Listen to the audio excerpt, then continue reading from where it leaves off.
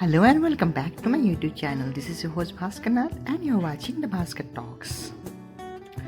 So आज हम बनाने वाले हैं मैंगो स्मूदी. इस गर्मियों के लिए one of the best solution to give you a healthy option for your breakfast or for any snack time. So आइए देखते हैं कैसे बनाते हैं mango smoothie. Here are the ingredients that we'll be using. Mango of course.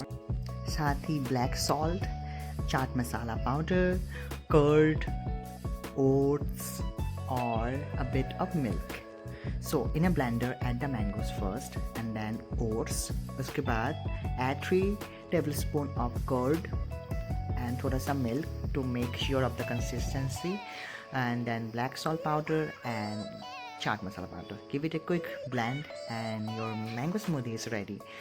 Let it be served. अगर आपको थोड़ा मीठा पसंद है you can add a bit of honey. This is always an option and give it a mix. So I have served it and garnished it with some dried fruits and curd and thoda sa chaat masala.